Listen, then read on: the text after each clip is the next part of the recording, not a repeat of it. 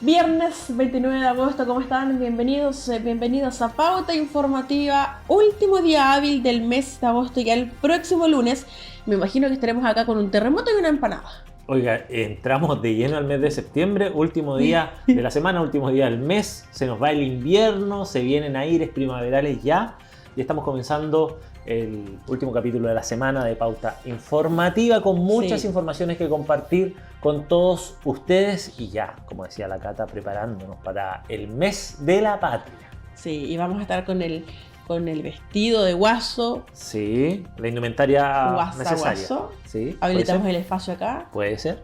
Y comenzamos con todo el mes de septiembre. ¿Qué te parece? Me parece que hay que tener toda la actitud para hacerlo. Sí, y la tenemos. Pero por lo pronto vamos a ir a las informaciones, varios temas que contarles el día de hoy. Por ejemplo, en la Universidad Católica de Temuco, en el campus San Juan Pablo II, se desarrolló la versión 2025 del Congreso Regional Explora, un encuentro de ciencia, de innovación, de tecnología y también de conocimiento.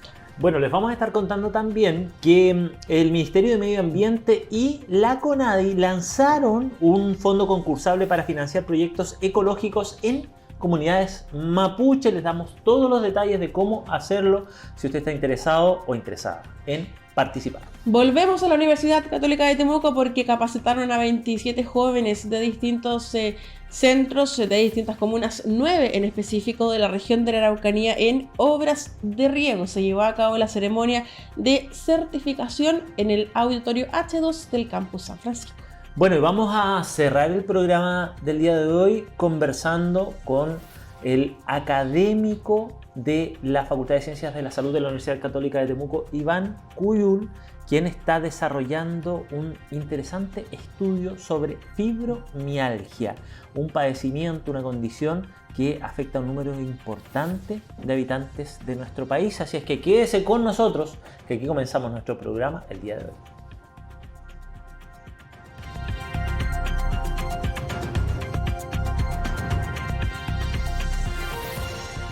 Bueno, queremos contarles que del martes 26 al jueves 28 de agosto en el campus San Juan Pablo II de la Universidad Católica de Temuco se desarrolló la versión 2025 del Congreso Regional Explora, un encuentro, como lo decíamos al comienzo, Francisco, de ciencia, de conocimiento, de tecnología y también de innovación.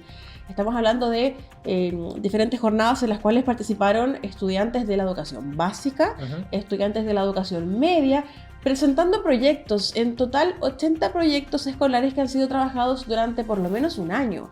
No estamos hablando de proyectos que surgieron hace un día atrás, sino que hay un arduo trabajo escolar con el apoyo también de los profesores para poder participar en este congreso que se desarrolla anualmente, por supuesto muy importante para poder también trabajar en activar la mente. Hoy día estamos en un mundo, Francisco, en donde la tecnología es protagonista. Tiene riesgos, también tiene beneficios. Sí, claro, pero hay que estar, como dices tú, manteniéndose activo porque el cerebro es un músculo y si no lo ejercitamos se va atrofiando. Entonces el trabajo aquí que desarrollan profesores, profesoras y también la coordinación de Explora es muy importante porque este encuentro que se desarrolla hace muchos años, cada día con más fuerzas, y lo rescatable de esto es que cada año hay una mayor producción, mayor preparación. El trabajo que hicieron ahí el equipo Explora junto a la Universidad Católica de Temuco en el campus San Juan Pablo II queda reflejado en las imágenes, una muy bonita puesta en escena, más de 1200 estudiantes participando, educación básica, educación media, dando cuenta de sus trabajos que, como tú decías, Cata, no son productos que se generen de un día para otro. Aquí muchas veces hay muchos meses, incluso años de preparación para presentar las distintas muestras, los distintos proyectos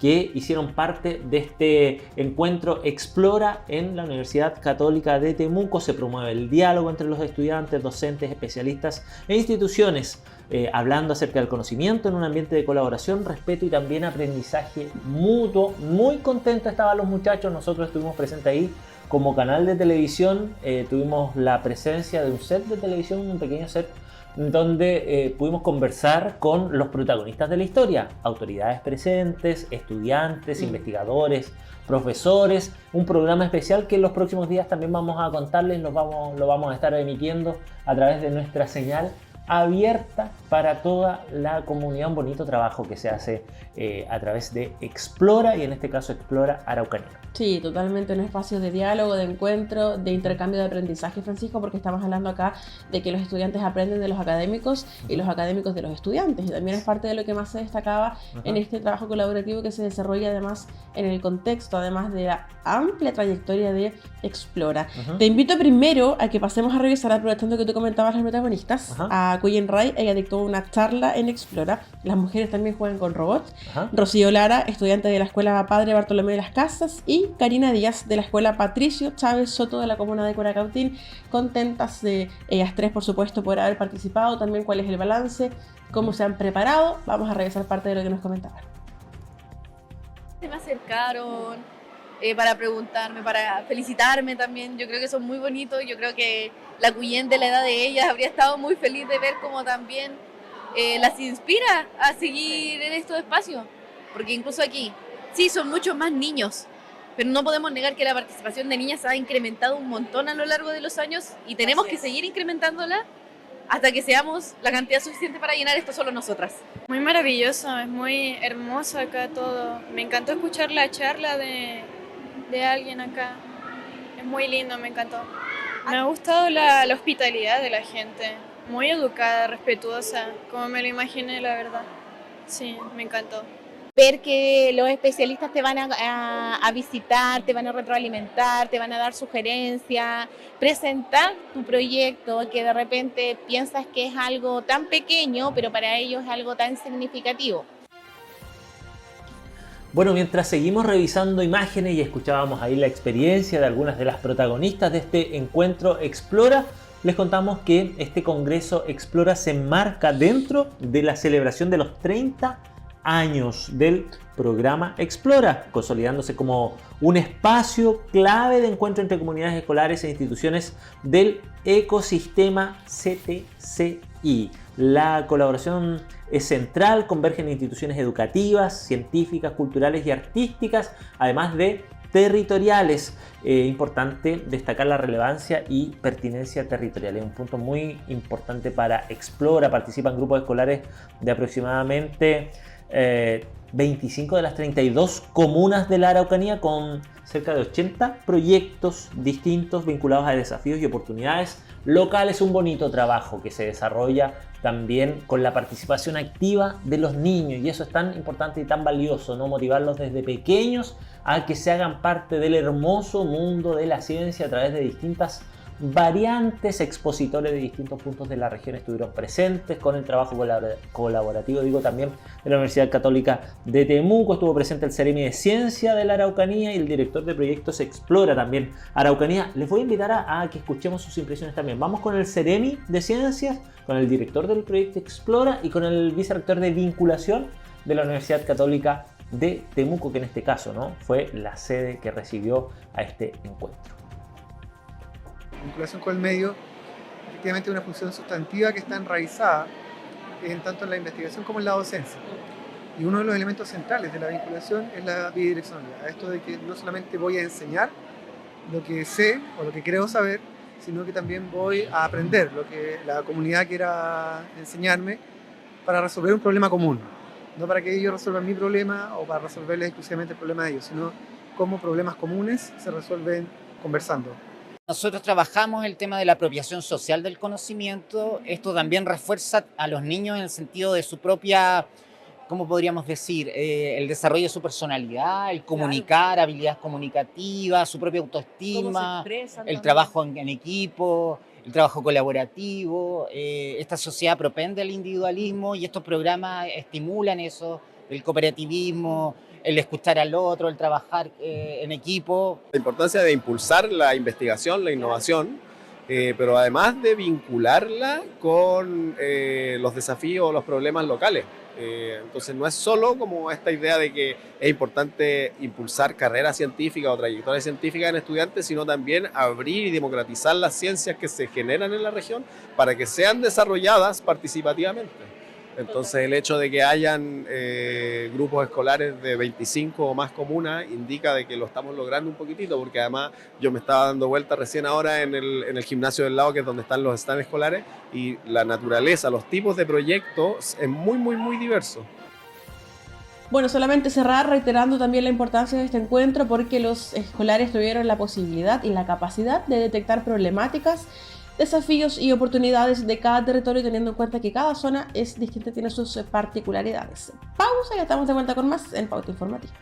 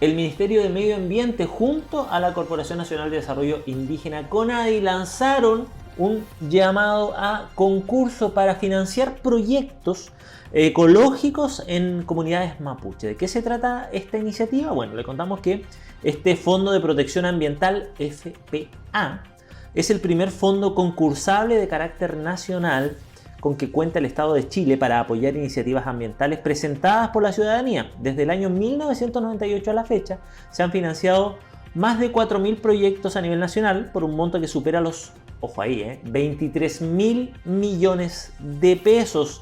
Pueden postular al Fondo de Protección Ambiental FPA organizaciones ciudadanas sin fines de lucro como juntas de vecinos, clubes deportivos, centros de padres, fundaciones, organizaciones de adultos mayores, comunidades y también asociaciones indígenas, centros culturales y otras que presenten iniciativas ambientales locales. Ya, mucho ojo porque las organizaciones pueden presentar proyectos de 6 millones de pesos vinculados con ecotecnias hídricas, cambio climático y descontaminación ambiental, economía circular y gestión de residuos, valoración y conservación de la biodiversidad, eficiencia energética y energías renovables, entre varias más.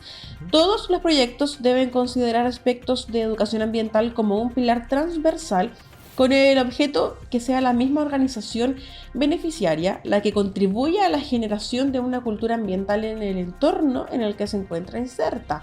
Dentro de las 3 líneas de postulación de este fondo destaca la orientada a comunidades mapuche, la cual financia cada año CONADI. Y en este contexto, el subdirector nacional sur de CONADI, Gonzalo Peña, señaló que hace más de 15 años nace esta alianza de CONADI con el Ministerio del Medio Ambiente para el desarrollo de un concurso de proyectos sustentables exclusivo para comunidades y asociaciones indígenas en nuestro país. Tenemos impresiones del subdirector nacional sur de CONADI, pero sumemos de inmediato también al Seremi del Medio Ambiente, Félix Contreras. Parte de lo que nos comentaban respecto de este fondo es lo siguiente. Dentro de las experiencias que hemos visto a nivel regional y que por tercer año consecutivo somos la región con más fondos que hemos logrado adjudicar a distintas organizaciones, son soluciones para la gestión de residuos, en materia de economía circular, sistemas de recuperación de aguas lluvia, como lo que ocurrió acá en esta sede con esta organización. Cuando existen acciones como la protección medioambiental que ponen por delante la protección de los seres de la naturaleza, el cuidado y el respeto por esta, nosotros como CONADI estamos ahí. Ejemplo de esto es el Fondo de Protección Medioambiental, dentro de lo cual CONADI aporta alrededor de 250 millones de pesos a nivel nacional, pero donde el 60% de los beneficiarios son de esta región. Bueno, este concurso permitió financiar 18 iniciativas por un monto de más de 108 millones de pesos, que equivale aproximadamente al 60% de los recursos disponibles a nivel nacional. Un número bien importante. El lanzamiento del fondo, que vemos ahí en imágenes, ¿no?, se realizó en el Centro Comunitario Curiñanco, en Villa Los Sauces, en Temuco, una instancia donde pudo conocerse la experiencia de la agrupación Huertos Urbanos Cumedomo, organización ganadora del fondo de la convocatoria del año 2025. Ya, y solamente para finalizar este tema, contarles que las postulaciones para los concursos ya se encuentran abiertas y cierran el próximo 7 de octubre del presente año a las 14 horas. Se espera dar a conocer los resultados el 26 de enero de 2026. Las postulaciones se realizan a través de la página web fondos.mma.gov.cl. Así que ahí está toda la información, datos, fechas, los plazos, por supuesto, también cuáles son los requisitos. Vaya a postular, no se pierda esta gran oportunidad. Una gran oportunidad como la que les vamos a contar a continuación en otro tema. ¿Qué le parece? Pasamos al tercer tema de la jornada. Fíjese que la Universidad Católica de Temuco estuvo participando en una jornada muy importante que consistió justamente en poder certificar a 27 jóvenes de 9 comunas de nuestra región de la Araucanía.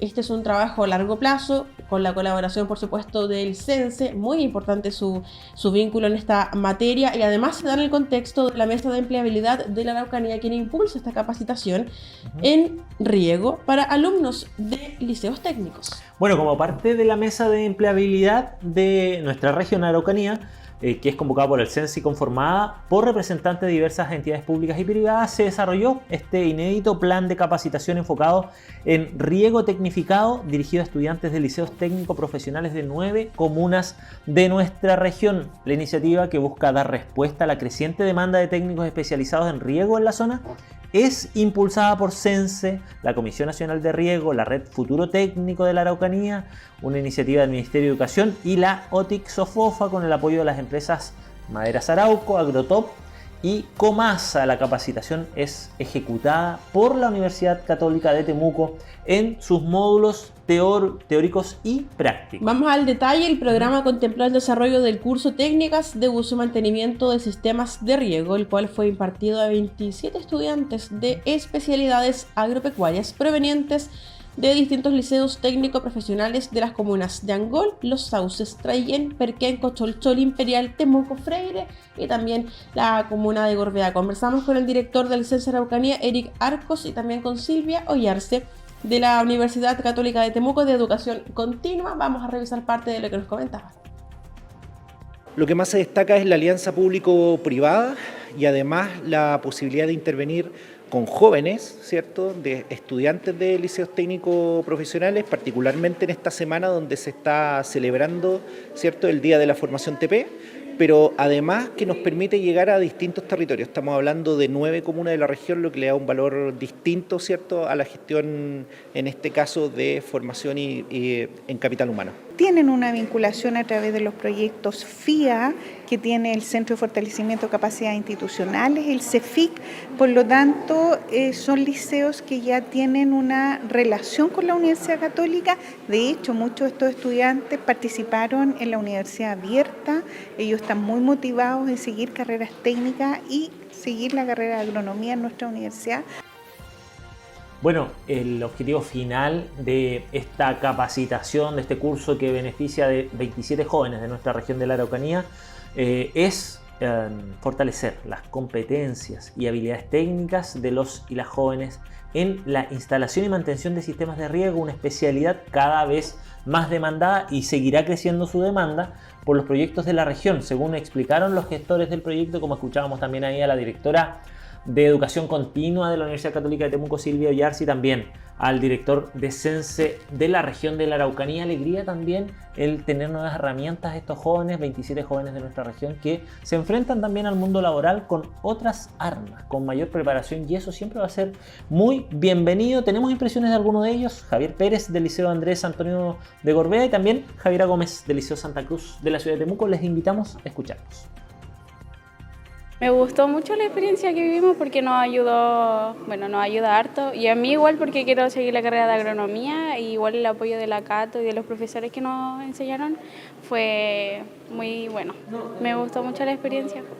Fue una buena experiencia, conocimos a más gente, ganamos experiencia, cosa que nos va a ayudar en el futuro en lo que sea que trabajemos, porque en mi caso quiero ser agrónomo. Igual me va a ayudar todo para tener más experiencia.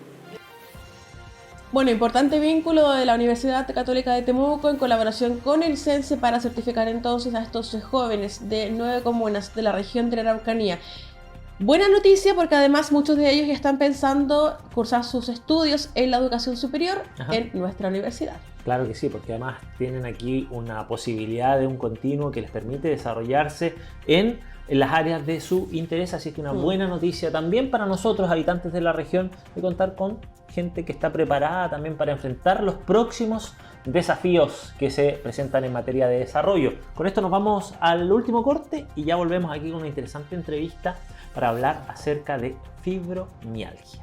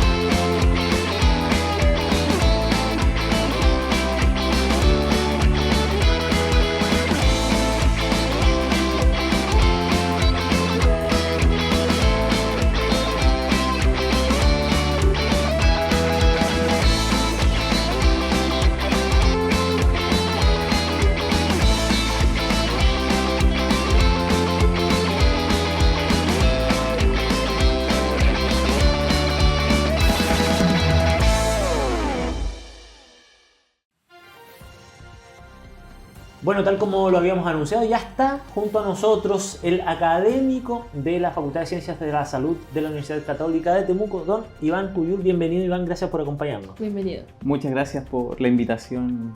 Es genial poder estar aquí para hacer difusión tanto de lo que estamos investigando como también de lo que tratamos de desarrollar en la universidad. Un trabajo que les vamos a ir contando y vamos a dejar al protagonista, don Iván Cuyul, quien es además kinesiólogo y está desarrollando un importante estudio sobre fibromialgia. Me tomé los segundos para decirlo bien, Iván, porque más allá de la dificultad de pronunciar el concepto, este es un tema que impacta en la vida de muchas personas. Cuéntanos un poquito más, primero que todo, de qué hablamos cuando hablamos acerca de este concepto. Bueno, la fibromialgia es una condición de salud, es un cuadro que se caracteriza principalmente por dolor crónico. Dolor crónico generalizado, con una intensidad que habitualmente puede variar y eso limita la actividad de la vida diaria de las personas. No solamente es dolor, sino que se acompaña también de otros síntomas, como puede ser, por ejemplo, los trastornos del sueño, algunos trastornos también conductuales. Aparece también una entremezcla con algunas comorbilidades psiquiátricas, pueden aparecer síntomas depresivos, síntomas relacionados con la ansiedad, y es porque hay mucha incertidumbre respecto a la fibromialgia. Aparte de generar mucho sufrimiento en las personas, genera mucha incertidumbre porque no saben qué les está pasando, por qué les duele de la manera que les duele, por qué tienen síntomas que son extraños. Por ejemplo, las personas con fibromialgia pueden desarrollar crisis cuando reciben, por ejemplo, mucha luz o hay mucho ruido, o pueden presentar síntomas como, por ejemplo, que duela el roce. De hecho, las personas con fibromialgia habitualmente no pueden recibir abrazos, lo describen de esa manera y el contacto social disminuye, o sea, se van sumando una serie de consecuencias ahí. Y bueno, en el último tiempo la prevalencia de la fibromialgia al parecer va en aumento. Los estudios internacionales hablan de un promedio de prevalencia de más o menos el 2%. En Chile, el último estudio habla de un 3,3%. Nosotros en la universidad desarrollamos una tesis más o menos hace 3 años y recopilamos los estudios a nivel mundial de prevalencia de fibromialgia y detectamos que en la última década ahora estamos hablando no de un 2, de un 5%. Wow, es un número bien importante el que plantea Iván, porque estamos hablando de un volumen no menor de personas a nivel nacional sobre el promedio mundial, por lo que podemos entender, y eso es preocupante también. ¿Qué es lo que provoca finalmente la fibromialgia? Esa es una pregunta dura, es una pregunta incómoda para los investigadores y para los profesionales de la salud. Las personas quieren saber las causas. Lamentablemente no hay una causa conocida. Lo que sí sabemos es que hay factores contribuyentes y que hay factores que podrían predeterminar a una persona a desarrollar. Pero en estos factores que pueden predisponer a generar la fibromialgia o que una persona la desarrolle, hay harta ambigüedad en la investigación, así que no me atrevería a señalar directamente cuáles podrían ser, pero sí los factores contribuyentes, que son toda la carga que comprende factores estresores. Nosotros hablamos de estresores no solamente como el estrés psicológico, sino que también el estrés físico, el estrés social, también pueden influir en este cuadro y generar un efecto de bola de nieve. Por ejemplo, cuando una persona recibe el diagnóstico de fibromialgia, lo que se ha visto en los estudios cualitativos es de que esa etiqueta tiene el mismo peso que la etiqueta del cáncer. Wow. Eso se ha visto en los estudios cualitativos y es porque en torno a la fibromialgia hay muchas creencias relacionadas a que es una patología que nunca va a pasar y de que el sufrimiento es excesivo, y eso se ha ido acrecentando con todo lo que hay en redes sociales, todo lo que hay también en la web, todos estos espacios que son virtuales donde las personas con fibromialgia comentan lo que viven, hacen que la gente se asuste mucho más, y el asustarse genera que la persona empiece a evitar. O sea, el miedo siempre genera evitación. Entonces, si me duele o si es que voy a empeorar mi cuadro, voy a dejar de hacer estas cosas. Me duele cuando salgo, me duele cuando voy a comprar, me duele cuando tengo que asistir a alguien y ayudarle a levantarse, por ejemplo. Entonces ya no lo hago más. Y pierdo apoyo social, me empiezo a encerrar y ahí se empieza a generar otro bucle, ¿cierto? Que es psicológico y que se empieza a correlacionar con la depresión. Es complejo porque el punto que tú comentas, Iván, es muy contingente hoy día. Las personas se automedican y se autodiagnostican además por las redes sociales, muy equivocadamente. Es algo que no se recomienda, pero bajo ninguna circunstancia. Pero claro, el acceso a la información que tenemos hoy día hace, erróneamente creo, el que las personas se autodiagnostiquen y no consulten de pronto especialistas, o por lo menos no a tiempo. ¿Cómo reconocemos los síntomas de la fibromialgia? Porque, siguiendo en esta misma línea, personas dicen, no, yo tengo una molestia, un dolor, etcétera, no sé, ChatGPT, Google, y te entrega una serie de posibilidades, pero entiendo que son los especialistas los que tienen que diagnosticar. Sí, bueno, ahí tocamos otro punto álgido. Ya, o sea, aquí estamos de punto complicado. Punto sensible a punto sensible. Exacto, porque el diagnóstico ha sido muy controvertido en el sentido de que la fibromialgia es una condición de salud que es catalogada como síndrome. Y eso significa de que no existe una prueba precisa que te pueda decir tú tienes fibromialgia, sino que se han creado criterios diagnósticos. Y los criterios diagnósticos son una serie de signos y síntomas que los clínicos pueden recabar para crear finalmente el análisis y poder decir si una persona tiene fibromialgia o no. Ahora, existen criterios desde 1990, los criterios ACR, que son como los más difundidos. Lamentablemente, la mayoría de los profesionales que hacen los diagnósticos lo hacen basado en los criterios de 1990. Pero ahora ya tenemos criterios de 2016, 2011, que tienen una mejor psicometría. Eso quiere decir que pueden detectar de mejor manera las personas que realmente tienen fibromialgia, a diferencia de esos criterios que son más antiguos. Estos criterios más antiguos probablemente la gente cuando lo escuche le va a hacer sentido, porque habitualmente el médico te empieza a tocar el cuerpo y si tienes varios puntos con dolor, tienes fibromialgia. Pero los criterios actuales no evalúan solo los puntos, sino que evalúan también otras cosas, como los síntomas que habíamos conversado anteriormente, el tener problemas de sueño, el tener fatiga. Entonces, con todo ese panorama, recién se puede decir si una persona tiene fibromialgia o no. Entonces, entramos en otro problema, que se ha sobrediagnosticado la fibromialgia, porque también hay un sesgo de género. Se cree que la fibromialgia se da solamente en mujeres. Y eso se creyó por mucho tiempo. Y se subdiagnosticó en hombres.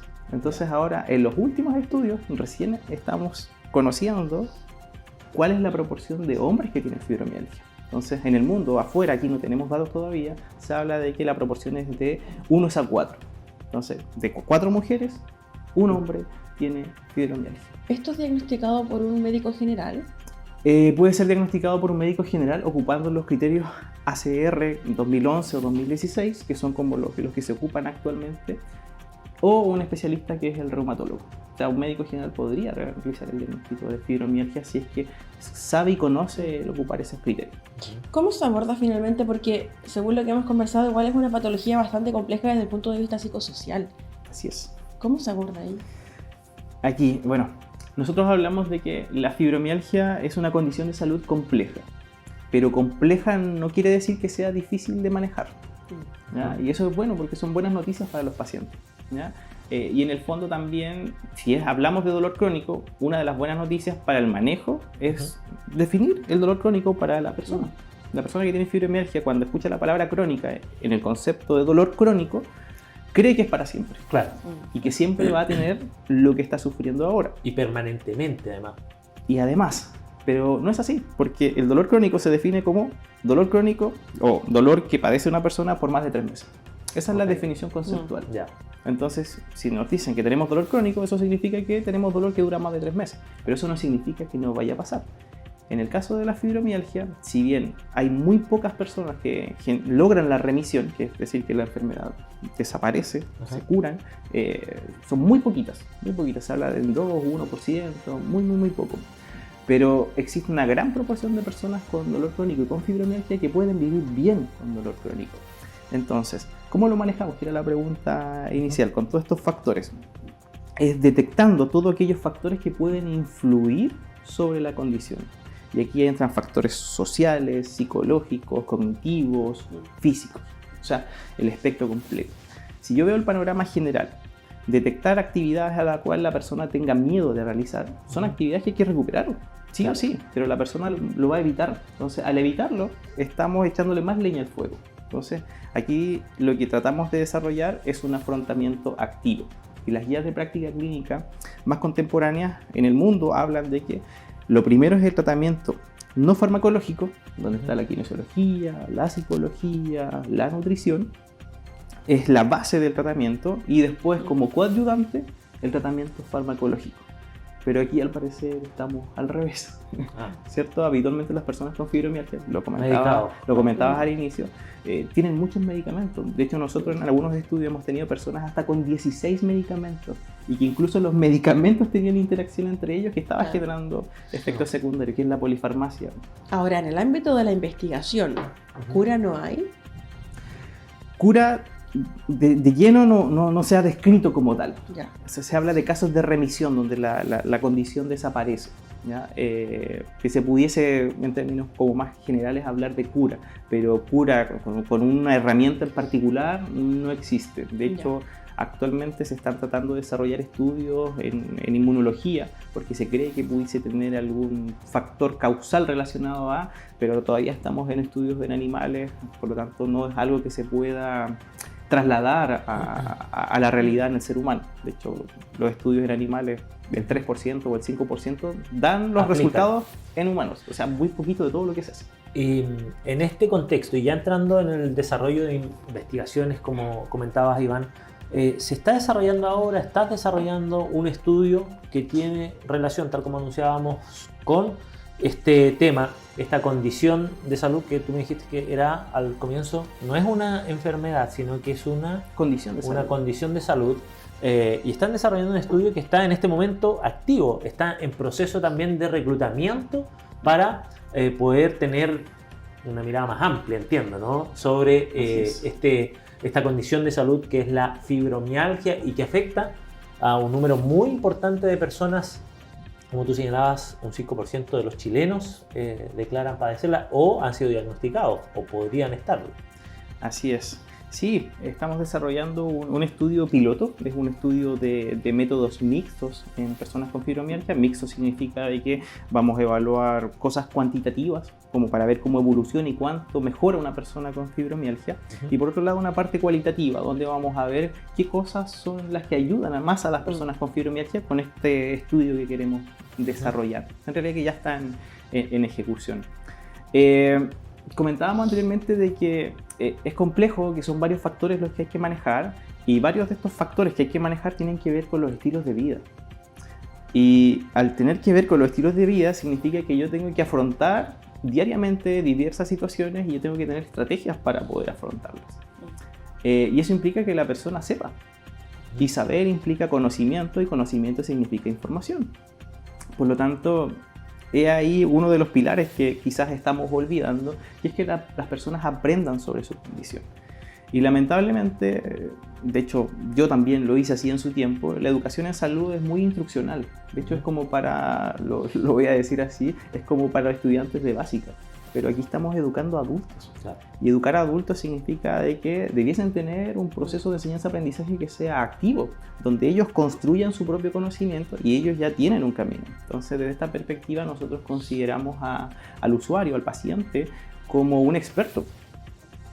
Y que en conjunto con nosotros, que somos un experto en una área de la salud, podemos reestructurar algunas de sus creencias o podemos conversar sobre qué estrategias podemos tener en la vida diaria para afrontar lo que está ocurriendo. Y eso tenga un impacto repetitivo en la vida. ¿Por qué? Porque tenemos una condición que persiste en el tiempo, que depende de factores de estilo de vida y por lo tanto requiere de que la persona repita el mismo patrón activo diariamente para que podamos revertir lo que está ocurriendo. Entonces, en base a eso, necesitamos saber. La educación actual de los pacientes en salud es muy instruccional. Haga esto otro. Por ejemplo, con una enfermedad aguda eso puede funcionar. Por ejemplo, en un resfrío, en una neumonía. Tome tal antibiótico por tantos días. Pero claro, acá no le puedo decir a este paciente solamente haga ejercicio todos los días. Vale. Porque no sabe cómo hacerlo, no sabe cómo adherirse, tiene miedo, tiene barreras a lo mejor en su entorno, en su casa, en su vecindario. Y por lo tanto, el proyecto se centra en innovar, trayendo algo que se ocupa en la academia, pensando en que los pacientes sí pueden aprender cosas complejas y con la evidencia científica actual. Sí. En esencia, lo que estamos estudiando son los efectos de los Journal Clubs en personas con fibromialgia. Los Journal Clubs son sesiones que ocupan los académicos o los estudiantes de posgrado para analizar papers científicos. Entonces lo que vamos a hacer con estos pacientes es entregarle paper, la mejor evidencia científica disponible para que vean de primera fuente qué es la fibromialgia, cómo se maneja y que hay personas que están viviendo bien y cómo se ve un tratamiento adecuado. Entonces esa es la idea de este estudio, entregar esas herramientas pero desde un punto de vista activo. ¿Es más frecuente esta condición en personas jóvenes o personas mayores? Si me equivoco en lo siguiente, me corrige. ¿Se reclutaron 34 mujeres? Se van a reclutar. Se van a reclutar. De entre 30 y 60 años. Una investigación aún en desarrollo, ¿cierto? Que se va a ejecutar. Pero sumamos dos preguntas. Por un lado, si es más frecuente en jóvenes o en adultos. Y en este caso, ¿cuáles podrían ser las mayores diferencias entre una persona de 30 años que tiene esta condición a una persona de 60 años o más? Ya, buena la pregunta, muy buena la pregunta, especialmente porque hemos difundido por redes también esto y hay personas que me han escrito de por qué mayores de 30, gente joven con la condición. ¿El llamado lo hicieron para personas mayores de 30? Es que el llamado va entre 30 y 60. Ya, ¿y sigue abierto ese llamado? Sigue abierto. De hecho, vamos en la mitad de reclutamiento, así que todavía la gente que esté interesada en participar, por favor, contáctenos a través de las redes sociales de la facultad o de la carrera de kinesiología. Tenemos por ahí un código QR, ellos se inscriben y ahí nos contactamos con ellos y vamos conversando. ¿Ya? Entonces, la pregunta era relacionada a las edades y era cómo impactaba, ¿cierto?, a las personas que son menores de 30 o mayores de 60. Bueno, el impacto físico, psicológico, cognitivo, en esencia es muy parecido, pero impacta habitualmente en el centro de tu vida, que en el caso de los estudiantes, el estudio, el compartir con la gente. En el caso de las personas mayores que están en una etapa, habitualmente ya no están trabajando, tiene un mayor impacto social.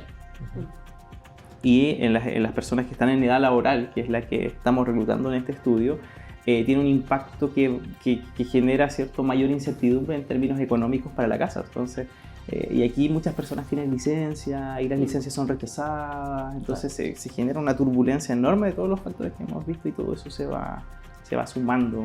Es un vaso que se rebalsa y se rebalsa y se rebalsa de cosas que van sumando. ¿Y cómo hacemos? ¿Cómo ayudamos? Bueno, este espacio contribuye a eso, pero para sensibilizar y concientizar también a la población respecto a este padecimiento, esta condición crónica, que también hemos desmitificado de pronto este concepto de crónico, porque es más esperanzador de lo que podíamos comenzar o pensar al inicio. ¿Cómo concientizamos? ¿Cómo avanzamos en este sentido, Iván? Aquí la base es validar la experiencia de la persona que está sufriendo. Hay algo que se llama fibroescepticismo, ¿ya? Y que implica que los profesionales y muchas veces los familiares no le creen a las personas con fibromialgia que les duele como les duele, que sufren como sufren. Porque claro, son dolores extraños y son personas que de repente, producto del dolor, pueden responder mal en determinadas situaciones. Entonces, lo primero es validar que eso es real, ¿ya? De hecho, esa es la gran crítica que hay hacia los profesionales de la salud de los estudios cualitativos, que los profesionales no les creen a las personas que les duele como les duele, pero sí pasa, sí ocurre. Y el primer punto es eso, validar. Por otro lado, validar también en la familia. Y por otro lado, en el caso de la persona con fibromialgia, cuando el diagnóstico está confirmado, una de las cosas en las cuales más tiene que trabajar la persona es en aceptar la condición. Lo que se ha visto también en los estudios es que cuando las personas aceptan la condición, van a poder después decir, ya, lo tengo, ¿qué hago ahora? Y esa pregunta es la que te lleva al cambio. Si tú no lo aceptas, no vas a poder transitar hacia el cambio y a buscar estrategias activas que te permitan mejorar o, en este caso, aminorar los síntomas o aminorar las crisis, porque las personas con fibromialgia pasan por crisis, donde el dolor en una escala de 0 a 10 es 10 de 10. Y están en la cama o no pueden salir y habitualmente, claro, pueden tener un dolor, 2, 3 diario y de repente llegan a la crisis y quedan totalmente limitados para desarrollar sus actividades de la vida diaria. Iván, queremos darte el espacio finalmente para poder hacer este llamado a participar también, a sumarse. ¿Cómo lo pueden hacer? ¿Dónde lo pueden hacer? ¿Cuáles son los plazos también? Ya. Sí, bueno, este estudio piloto tiene una duración de 5 semanas, son 5 visitas, de hecho es muy, muy cortito, así que las personas que quieran aprender más sobre fibromialgia pueden contactarnos a través del Instagram de la carrera de kinesiología o el Instagram de la Facultad de Ciencias de la Salud. Hay un formulario, hay un código QR que pueden llenar para poder inscribirse y nuestros ayudantes de investigación se van a contactar con ellos para agendar ya una evaluación, y si la persona cumple los criterios y las evaluaciones que vamos a hacer, lo más probable es que quede y participe de esto. ¿Ya? Perfecto.